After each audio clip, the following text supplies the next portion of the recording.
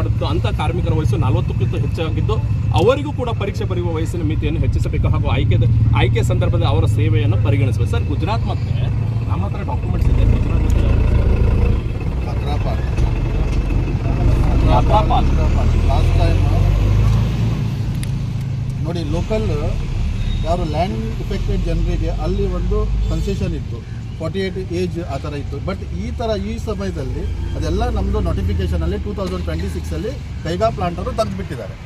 ಅದು ಯಾಕೆ ಅಂತ ಅರ್ಥ ಆಗಿಲ್ಲ. ಅದು ನೋಡಿ ಸರ್, ಅಲ್ಲಿ ಒಂದು ನ್ಯಾಯ, ನಮ್ಮಲ್ಲಿ ಒಂದು ನ್ಯಾಯ. ಯಾಕಂದರೆ ನಾವು ಇಲ್ಲಿ ದರಿದ್ರ ಜನ, ನಮ್ಮಲ್ಲಿ ಇಲ್ಲಿ ಹೋರಾಟ ಇಲ್ಲ, ನಮ್ಗೆ ಹಂಗೆ ಕಾಣಿಸ್ತಾ ಇದೆ. ಯಾಕಂದರೆ ಈಗ ಸರಿ ನ್ಯೂಕ್ಲಿಯರ್ ನಿಮ್ದೇನಾ ನೋಡಿ, ಇದೇ ಒಂದು NPSಯಲ್ಲಿ ಅಲ್ಲೂ ಕೂಡ ಇದೆ ಗುಜರಾತಲ್ಲಿ ಸರ್. ನಿಮಗೂ ಕೂಡ ನೋಡಿ, ನಮಗೊಂದು ನ್ಯಾಯ ಒಂದೇ ಕೆಲಸ.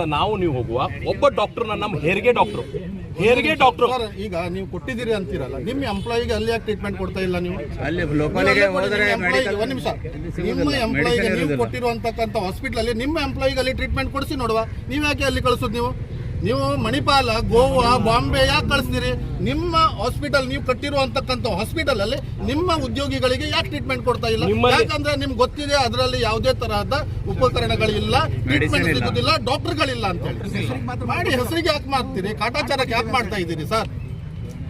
ಇಷ್ಟೆಲ್ಲ ಜಮೀನನ್ನು ಕೊಟ್ಕೊಂಡು ನಾವು ಯಾಕೆ ಜಮೀನನ್ನು ಕೊಡ್ತೇವೆ? ಈಗ ನೋಡಿ, ಈಗ ಸಾಗರ್ ಮಾಲ ಬರ್ತಾ ಇದೆ, ನಮ್ಗೆ ಅವ್ರ ಮೇಲೆ ವಿಶ್ವಾಸನೇ ಇಲ್ಲ, ಇವ್ರ ಜವಾಬ್ದಾರಿ ತಗೊಳ್ಳೋದಿಲ್ಲ. ಆದ್ರೆ ನೀವು ಬ್ರಿಟಿಷ್ ತರ ಕೆಲಸ ಮಾಡ್ತಾ ಇದ್ದೀರಾ. ಬ್ರಿಟಿಷರು ಹೇಗೆ ನಮ್ಮ ಭಾರತನ ಆಳಿದ್ರಲ್ಲ, ಅಲ್ಲಿ ನಮ್ಮ ಲೋಕಲ್ ಜನ ಅವ್ರದ್ದು ಪೊಲೀಸರಾಗಿ ಕೆಲಸ ಮಾಡಿ ನಮ್ಮ ಲೋಕಲ್ ಜನರಿಗೆ ಯಾವ ತರ ತೊಂದರೆ ಕೊಡ್ತಾ ಇದ್ರು ನೋಡಿ, ನಮ್ಮ ಹಕ್ಕನ್ನು ಕೀಳ್ಕೊಳ್ತಾ ಇದ್ರು ನೋಡಿ. ಆ ತರ ನೀವು ಉದ್ಯೋಗಿಗಳು ನಮ್ಮ ಕಂಪನಿಗಳಿಗೆ ಕೆಲಸ ಮಾಡಿ ನಮ್ಗೆ ಅನ್ಯಾಯ ಆಗ್ತಾ ಇರೋದನ್ನ ಸಹಿಸಿಕೊಂಡು ನೀವು ಸುಮ್ಮನೆ ಇದ್ದೀರಾ. ಇದು ಆಗ್ತಾ ಇರೋದು ಅನ್ಯಾಯ. ಯಾಕಂದ್ರೆ ನೀವು ಸಹ ಉದ್ಯೋಗಿಗಳು ಇದ್ದೀರಾ ಆ ಕಂಪನಿಯಲ್ಲಿ. ನಮ್ಮ ನಿರುದ್ಯೋಗಿಗಳಿಗೆ ಆಗಲಿ, ನಮ್ಮ ಲೋಕಲ್ ಜನರಿಗೆ, ಲ್ಯಾಂಡ್ ಲೂಸರಿಗೆ ನೀವು ಕೆಲಸ ಕೊಡುವಂತಕ್ಕಂಥ ಕೆಲಸ ನೀವು ಮಾಡಬಹುದು. ಯಾಕಂದ್ರೆ ನಿಮ್ಮ ಅಧಿಕಾರಿಗಳು ಬೇರೆ ರಾಜ್ಯದವ್ರು ಇರ್ಬೋದು, ಅವರು ಅಲ್ಲಿಯ ರಾಜ್ಯದಿಂದ ಜನದ ತಂದುಬಿಟ್ಟು ಇಲ್ಲಿ ಕೆಲಸ ಕೊಡ್ತಾ ಇದ್ದಾರೆ. ನಮ್ಮ ಉದ್ಯೋಗಿಗಳು ಆಗಿರ್ಬೋದು, ನೀವೇ ಆಗಿರ್ಬೋದು, ಎಕ್ಸಾಂಪಲ್ ನೀವು ನಮ್ಮ ಜನರಿಗೆ ಕೆಲಸ ಕೊಡುವಂತಕ್ಕಂಥ ಕೆಲಸ ಮಾಡ್ಬೋದು ಸಾಹೇಬ್ರೆ. ಅದೆಲ್ಲ ನೀವು ಮಾಡ್ತಾ ಇಲ್ಲ. ಯಾಕಂದ್ರೆ ಪರ್ಸೆಂಟೇಜ್ ಆಫ್ ಏನು ಎಂಪ್ಲಾಯ್ಮೆಂಟ್ ಇದೆ 0 ಆಗಿದೆ ನಮ್ಮಲ್ಲಿ. 1, 2 ಅದು ಪ್ಲಸ್ ಆರ್ ಮೈನಸ್ ಆಗಿದೆ. ಯಾಕಂದ್ರೆ ಲಾಸ್ಟ್ ಟೈಮ್ ನಿರುದ್ಯೋಗಿ ಅಂತ ಇವಾಗ ಇದು ನಮ್ಮ ಮೇಲೆ ದೌರ್ಜನ್ಯ ಮಾಡ್ತಾ ಇದ್ದಾರಲ್ಲ, ಇದು ಸರಿಯಲ್ಲ ಸರ್. ಅದಕ್ಕೆ ನೀವು ಮುಂದಿನ ದಿನಗಳಲ್ಲಿ ಇದನ್ನ ಸರಿಯಾಗಿ ಒಂದು ನಿಯಂತ್ರಣದಲ್ಲಿ ಇಟ್ಕೊಂಡು ನಮ್ಗೆ ಒಂದು ನ್ಯಾಯ ದೊರಕಿಸ್ಕೊಡ್ಬೇಕು ಅಂತ ನಿಮ್ಮಲ್ಲಿ ಈ ವಿನಂತಿ ಮುಖಾಂತರ ಬಂದಿದ್ದೇವೆ ನಾವು. ಅದೇ ರೀತಿ ಪ್ರಸ್ತುತ ನಮ್ಮ ಬೇಡಿಕೆಯಾಗಿದೆ ಸರ್. ನೋಡಿ, ಈಗ ಮೆಗಾ ಕಂಪನಿ ಏನು ಬಂದಿದೆ ಅದರಲ್ಲಿ ಸುಮಾರು ಒಂದು 5,000 ಪ್ಲಸ್ ನಮಗೆ ಲೋಕಲ್ ಜನರಿಗೆ ನೌಕರಿ ಕೊಡ್ಬೋದು. ಅವರಿಗೆ ರಿಕ್ವೈರ್ಮೆಂಟ್ ಆಫ್ ಜಾಬ್ ಅಷ್ಟಿದೆ, 5,000 ಪ್ಲಸ್ ಇದೆ. ಯಾಕಂದರೆ ನಾನು 3 and 4 ಅಲ್ಲಿ ಕೆಲಸ ಮಾಡಿದ್ದೀನಿ, ನಾನು ನೋಡಿದ್ದೀವಿ. ಮತ್ತು ನಮ್ಮಲ್ಲಿ 1 and 2 ಅಲ್ಲಿ ಕೆಲಸ ಮಾಡಿದವರು ಇದ್ದಾರೆ, 3 and 4 ಅಲ್ಲಿ ಕೆಲಸ ಮಾಡಿದವರು ಎಲ್ಲ ನುರಿತವ್ರು ಇದ್ದಾರೆ, ಎಲ್ಲ ಎಕ್ಸ್ಪರ್ಟ್ಸ್ ಇದ್ದಾರೆ, ಎಲ್ಲ ಡ್ರಾಯಿಂಗ್ ನೋಡೋರು, ಎಲ್ಲ ಎಕ್ಸಿಕ್ಯೂಷನಲ್ಲಿ ಎಕ್ಸ್ಪರ್ಟ್ಸ್ ಇದ್ದಾರೆ. ಅಂಥವ್ರಿಗೆ ಬಿಟ್ಟು ಆಂಧ್ರ ತಮಿಳುನಾಡುದಿಂದ ತಂದು ಕೆಲಸ ಹಾಕೋಕ್ಕಿಂತ ನಮ್ಮವರಿಗೆ ನೀವು ಕೆಲಸ ಕೊಡಬೇಕು. ಒಂದು 5,000 ಮಿನಿಮಮ್ 5,000 ಜನರಿಗೆ, ಲೋಕಲ್ ಜನರಿಗೆ ಕೆಲಸ ಕೊಡಲೇಬೇಕು. ಇಲ್ಲದಿದ್ರೆ ಇದು ಬಿಟ್ಟು ನಾವು ಬೃಹತ್ ದೊಡ್ಡ ಪ್ರಮಾಣದಲ್ಲಿ ನಾವು ಹೋರಾಟ ಮಾಡ್ಲಿಕ್ಕೆ ನಾವು ಸಿದ್ಧರಿದ್ದೇವೆ. MEPL ಏನು MIL ಯಾವುದು ಇಂಡಸ್ಟ್ರಿ ಇದೆ ಅದ್ರ ವಿರುದ್ಧ. ನಾಳೆ ನೀವು ಹೇಳಲಿಕ್ಕೆ ಆಗುದು, ನಾವು ಅವ್ರಿಗೆ ಕಾಂಟ್ರಾಕ್ಟ್ ಕೊಟ್ಬಿಟ್ಟಿದ್ದೀವಿ, ಅವ್ರಿಗೆ ಬೇಕಾದ ತಗೊಳ್ಳಿ ಹೇಳಲಿಕ್ಕೆ ಬರುದಿಲ್ಲ. ಯಾಕಂದ್ರೆ ಅಣು ವಿದ್ಯುತ್ ಕೇಂದ್ರ ನಮ್ದು, ನಮ್ಮ ಜಾಗದಲ್ಲಿದೆ. ಅದಕ್ಕೋಸ್ಕರ ನಾವು ಅದನ್ನ ಅವ್ರಿಗೆ ಕೇಳ್ಕೊಂಡು ಅವ್ರ ಮುಖಾಂತರ ನಮ್ಮ ಜನರಿಗೆ ಕೆಲಸ ಕೊಡಲೇಬೇಕು. ನಮ್ಮ ಜನರಿಗೆ ಎಲ್ಲರಿಗೂ ಕಾಂಟ್ರಾಕ್ಟ್ಸ್ ಕೊಡಬೇಕು. ಎಲ್ಲ ವೆಹಿಕಲ್ಗಳು ನಮ್ಮದೇ, ಆಂಧ್ರ, AP ಆಗಲಿ, ತಮಿಳುನಾಡು ವೆಹಿಕಲ್ ನಮ್ಗೆ ಬೇಡ. ನಮ್ಮ ಕರ್ನಾಟಕದೇ ವೆಹಿಕಲ್ ಬೇಕು, ನಮ್ಮ ಉತ್ತರ ಕನ್ನಡ ಜಿಲ್ಲೆದೇ ವೆಹಿಕಲ್ಗಳು ನಡಿಬೇಕು. KA30 ಹೆಚ್ಚಿನ ಪ್ರಮಾಣದಲ್ಲಿ ಎಲ್ಲ ಟ್ಯಾಕ್ಸಿ ಏನಿದೆ ನಮ್ಮ ಏನಿದೆ ಸರ್, ನಾವು ರೇಡಿಯೇಷನ್ 300 ಕಿಲೋಮೀಟರ್ಸ್ ಅನುಭವಿಸೋದು ನಾವೇ. ನಾಳೆ ನೀವು ಇದನ್ನ 1 and 2 ಯಾವಾಗ ಮುಚ್ಚಿತಿರೋ ಗೊತ್ತಿಲ್ಲ. ಆಸ್ ಪರ್ ನ್ಯೂಕ್ಲಿಯರ್ ಆಕ್ಟ್ ಏನು ಗೊತ್ತಿಲ್ಲ, 25-30 years ಅಲ್ಲಿ ಅದನ್ನ ನೀವು ಮುಚ್ಚಬೇಕು. ಅದು ಯಾವಾಗ ಮುಚ್ತೀರ ಅಂತ ನಮ್ಮ ಸರ್ ದಯವಿಟ್ಟು ಕೇಳ್ಕೊಳ್ಳಿ. ಹೇಳಿ ಸರ್, ನೀವು ನಿಮ್ಮ ಮಾಹಿತಿನ ನೀವು ಮೀಡಿಯಾದಲ್ಲಿ ಕೊಡಿ. ನನ್ನ ಏನು ಅನಿಸಿಕೆ, ನಾನು ಒಂದು ಸರ್ ಹೇಳಿ. ನಿಮಗೆ ಬೇಕಾದ್ರೆ ನಾವು ಬನ್ನಿ, ನಾವೆಲ್ಲ ನೀವು ಮಾತಾಡಿ ಸರ್. ಇವತ್ತು ನಮ್ಗೆ ಇಲ್ಲಿ ಬಂದು ಪ್ರತಿಭಟನೆ ಮಾಡುವಂತಕ್ಕಂಥ ಅವಶ್ಯಕತೆ ಇರಲಿಲ್ಲ. ನಾನು ಮಾತಾಡ್ತಾ ಇರೋದೇನು, ನ್ಯೂಕ್ಲಿಯರ್ ಪ್ಲಾಂಟ್ ಅನ್ನ ನೀವು ನ್ಯೂಕ್ಲಿಯರ್ ಪ್ಲಾಂಟ್ ಅನ್ನ 2000 ಅಲ್ಲಿ ಸ್ಟಾರ್ಟ್ ಮಾಡಿದ್ರಿ, ಅದನ್ನ ಡಿಸ್ಮೆಂಟಲ್ ಮಾಡಿ. ಅಂದ್ರೆ ಏನು ನೀವು ಒಳಗಡೆ ಹಾಕ್ತಿರೋ, ಅದನ್ನ ಮುಚ್ಚಿ ಹಾಕ್ತಿರೋ ಗೊತ್ತಿಲ್ಲ. ಯಾವ ತರ ನಿಮ್ದು ನ್ಯೂಕ್ಲಿಯರ್ ಆಕ್ಟ್ ಇದೆ ಅದ್ರ ಪ್ರಕಾರ ಅದು ನೀವು ಯಾವಾಗ ಮಾಡ್ತೀರಾ ಅಂದು ಜನರಿಗೆ ಅದನ್ನು ನೀವು ತಿಳಿಸ್ಕೊಡ್ಬೇಕು. 3 and 4 ಅದು ಯಾವಾಗ, 5 and 6 ನೀವು ಇದೇ ತರ ನೀವು ಮುಂದೆ ತಗೊಂಡ್ ಬರ್ತಾ ಇದ್ದೀರಿ. ಆದ್ರೆ ನಮ್ಮ ಲೋಕಲ್ ಜನರಿಗೆ ನೀವು ಉದ್ಯೋಗ ಕೊಡದೆ ಅವರಿಗೆ ಅನ್ಯಾಯ ಮಾಡ್ತಾ ಇದ್ದೀರಿ. ಇದನ್ನೆಲ್ಲ ಮಾಡುವ ಸರ್, ಸರ್ಟನ್ 1 and 2 ಏನಿದೆ ಅದು ಸರ್ಟನ್ ಏಜ್ ಅಲ್ಲಿ 40 or 50 ನಾವು ಬೇರೆ ದೇಶದಲ್ಲಿ ಕೇಳೋರು ಹಾಗೆ ಅದನ್ನ ಒಂದು ಸರ್ಟನ್ ಟೈಮ್ ಅಲ್ಲಿ ಮುಚ್ಚಬೇಕು ಅಂತ ಇದೆ. ಯಾಕಂದ್ರೆ ಅದನ್ನ ರೇಡಿಯೇಷನ್ ಶಟ್ ಡೌನ್ ಮಾಡ್ಬೇಕು ಅಂತ ಇದೆ. ಏನ್ ನಿಮ್ದು ಪ್ಲಾಂಟ್ ಅನ್ನ ಶಟ್ ಡೌನ್ ಮಾಡ್ಬೇಕಂತ, ಪರ್ಮನೆಂಟ್ ಶಟ್ ಡೌನ್ ಮಾಡ್ಬೇಕಂತ ಇದೆ. ಅದು ಲಾ ಹೇಳ್ತಾ ಇದೆ, ನಾವು ಹೇಳ್ತಾ ಇಲ್ಲ. ಅದ್ರ ಪ್ರಕಾರ ನೀವು ಯಾವಾಗ ಮಾಡ್ತೀರಾ ನಮ್ಮ ಕಾರವಾರ ಜನತೆಗೆ ಅದನ್ನ ನೀವು ದೃಢೀಕರಿಸಬೇಕು, ನಮ್ಗೆ ಹೇಳ್ಕೊಡ್ಬೇಕು ಏನಂತ ಹೇಳ್ಬಿಟ್ಟು. ಯಾಕಂದ್ರೆ ನೀವೇನ್ ಮಾಡ್ತಾ ಇದ್ದೀರಿ ಅದನ್ನ ನಾವು ನೋಡ್ಕೊಂಡು ಕಣ್ಮುಚ್ಚಿ ಇರ್ಲಿಕ್ಕೆ ಆಗಲ್ಲ. ನಾವು ಇವತ್ತಿರ್ತೀವೋ ಗೊತ್ತಿಲ್ಲ, ಮುಂದಿನ ಪೀಳಿಗೆಗೆ ಅದು ಮಾದರಿ ಆಗ್ಬೇಕು, ಗೊತ್ತಿರಬೇಕು. ಈ ಪ್ಲಾಂಟ್ 1 and 2 ಇವಾಗ ಶಟ್ ಡೌನ್ ಆಗುತ್ತದೆ, ಪರ್ಮನೆಂಟ್ ಶಟ್ ಡೌನ್ ಆಗ್ತದೆ ಅಂತ ನಮ್ಮ ಮಾಹಿತಿ ಇರಬೇಕು ಎಲ್ಲರಿಗೆ.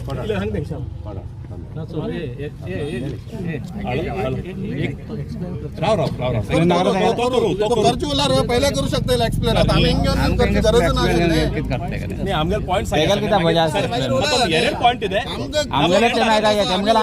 OTBT ಮಾಡಿದ್ರೆ ಮಾಡ್ಲಿ ಸರ್, ಮಿನಿಮಮ್ ವೇಜಸ್ ಅಲ್ಲಿ.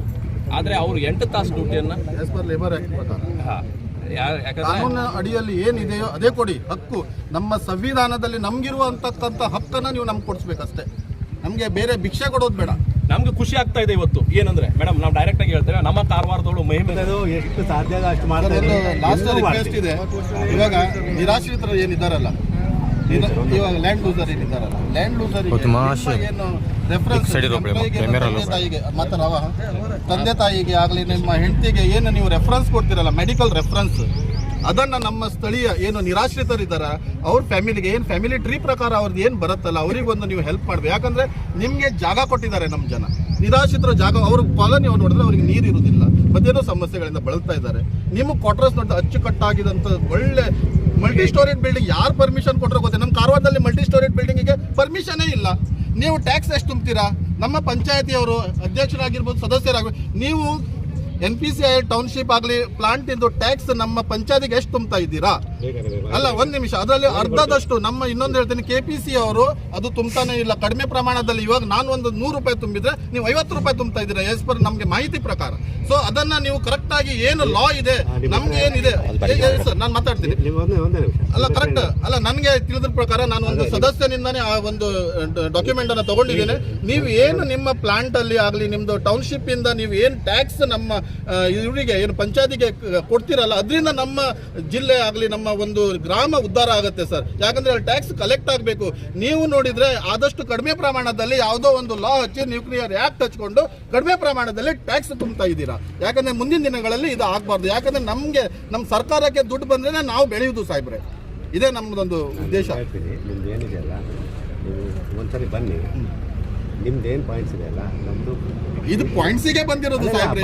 ಏನಾಗುತ್ತೆ ಇಲ್ಲಿ ಏನ್ ಗೊತ್ತಾ, ಇವಾಗ ಇದೆಲ್ಲ ಜನ ಇದೆ, ನಾಳೆ ನಾವು ನಿಮಗೆ ಟೇಬಲ್ ಅಲ್ಲಿ ಕೂತ್ಕೊಂಡ್ರೆ ಏ ವಿನಯ ಬಿದ್ದರದು ನೂಲೇಲ್ರೆ ಮುಂಚೆ ತನಕ ಹಂಗೆ ಹೆತ್ತ ಹಂಗೆ ಲೋಕಾಮಗಾರು ಲೋಕ इधर कॉलेज आहे इधर गेलो आणि ते नाक नाही आमगे लोकांवर लोक इथे आमका लॉ मिळणार आमका ಹಿಂಗಾಸ್ जाय अन्याय ಆದ್ರೂ ಇಲ್ಲೇ ಆಗಲಿ, ನ್ಯಾಯ ಸಿಕ್ಕಿದ್ರು ಇಲ್ಲೇ ಸಿಗಲಿ. ಸಾರ್ವಜನಿಕ ಸರ್ ನೋಡಿ, ನಮ್ದು ಯಾರಾದ್ರೂ ನಿಮ್ಗೆ ಜನಪ್ರತಿನಿಧಿಗಳು ಕಾಣ್ತಾ ಇದ್ದಾರಾ? ಅವ್ರ ಡ್ಯೂಟಿ ಸಾಹೇಬ್ರೆ ಇದು. ಅವ್ರು ಬಂದು ಇಲ್ಲಿ ನಿಲ್ಬೇಕು ನಮ್ಮ ಯುವಕರಿಗೋಸ್ಕರ. ಯಾರು ಇಲ್ಲ, ಅವ್ರಿಗೆ ಅವಶ್ಯಕತೆ ಇಲ್ಲ. ನಾಳೆ ಎಲೆಕ್ಷನ್ ಬರ್ಲಿ 500 ರೂಪಾಯಿ ನಮ್ಮ ಯುವಕರಿಗೆ ಕೊಟ್ಟು ಎಣ್ಣೆ ಕೊಟ್ಟು ವೋಟ್ ಹಾಕ್ಸ್ಕೋತಾರೆ, ಅವಾಗ ಮಾತ್ರ ನಮ್ಮ ಯುವಕರು ಬರ್ತಾರೆ. ಈ ಸಂದರ್ಭದಲ್ಲಿ ಇಂಥ ನೌಕರಿಗೋಸ್ಕರ ನಮ್ಮ ಯುವಕರು ಇಲ್ಲ, ಅವ್ರು ಯಾರಿಗೂ ಸೇರ್ಪಡೆ ಮಾಡ್ತಾ ಇಲ್ಲ. ಯಾಕೆ? ಅದು ನಮ್ಮ ದುರಾದೃಷ್ಟ, ಅದು ನಮ್ಮ ಸಮಸ್ಯೆ. ನಮ್ಮಲ್ಲಿ ಏನ್ ಕೊರತೆ ಆಗಿದೆ ಈಗ ಸರ್, ಇಷ್ಟು ನಮ್ಮ MLA ಇದ್ದಾರೆ, ಶಾಸಕರಿದ್ದಾರೆ, ಸಚಿವರಿದ್ದಾರೆ. ಇಲ್ಲ ಒಂದೇ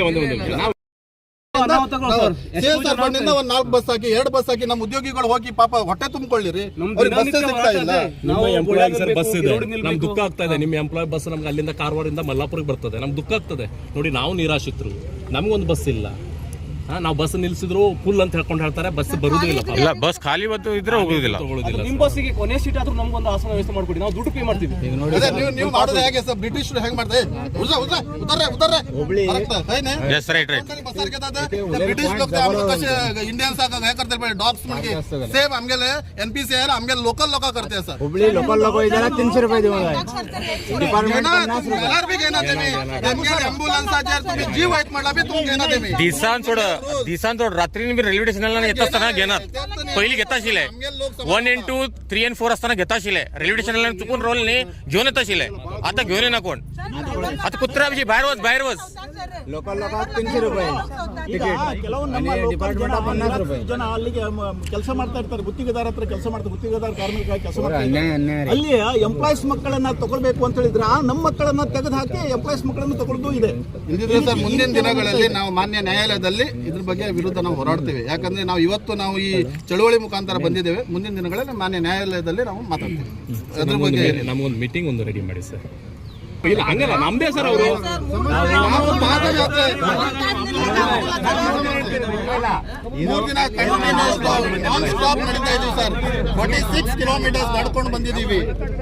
ವಿನೋದ್ ಸರ್ ಎಲ್ಲೂ ಕೂಡ ಪ್ರಾಮಿಸ್ ಆಗಿ ಹೇಳ್ತೇವೆ ನಿಮ್ ಡಿಪಾರ್ಟ್ಮೆಂಟ್ ಇದ್ರು ಎಲ್ಲೂ ಒಂದು ಗಾಡಿ ಮೇಲೆ ಒಂದು ಕೂತ್ಕೊಂಡಿಲ್ಲ. ಗಾಡಿ ಮೇಲೆ ಗಾಡ್ ಪ್ರಾಮಿಸ್ ಮಹಾಮಯ ದೇವ್ರ ಮೇಲೆ ಪ್ರಮಾಣ ಮಾಡ್ಕೊಳ್ತೇವೆ, ಒಂದು ಗಾಡಿ ಮೇಲೆ ನಾವು ಕುತ್ಕೊಂಡಿಲ್ಲ. ಯಾಕಂದ್ರೆ ನಾವು ಮಾಡೋ ಅಷ್ಟು ನಾವು ಪ್ರಾಂಪ್ಟ್ ಆಗಿ ಬಂದಿವಿ. ಯಾಕಂದ್ರೆ ನಾವು ಯಾಕೆ ಪ್ರಾಂಪ್ಟ್ ಆಗಿ ಬಂದಿದ್ದೀವಿ ಅಂದ್ರೆ ನಮ್ಮ ಗೆಲುವು.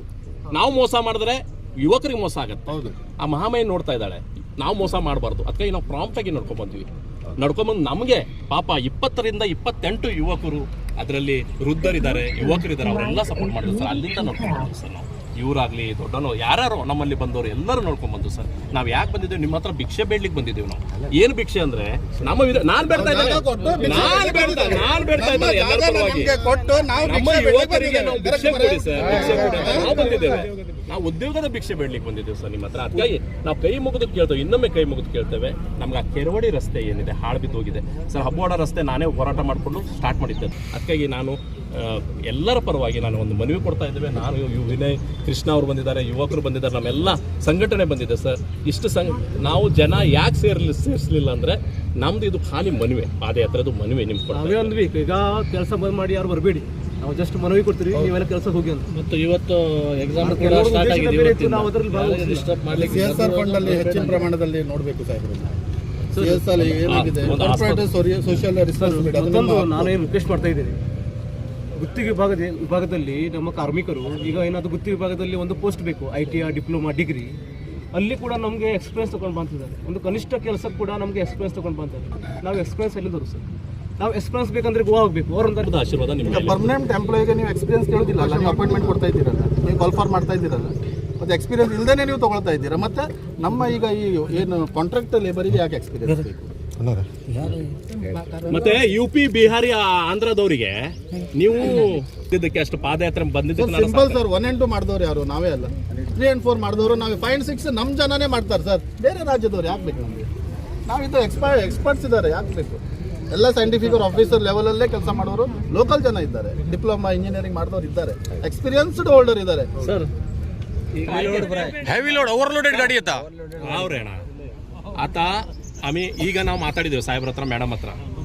ಅವ್ರು ಒಂದು ಎರಡು ಮಾತಾಡ್ಲಿ. ನಮ್ಮ ಬೇಡಿಕೆಗೆ ಇಟ್ಟಿದ್ದೇವಲ್ಲ ಈಗ, ಸಾಹೇಬ್ರಿಗೆ ಏನ್ ಹೇಳ್ತಾರೆ ನೋಡುವ.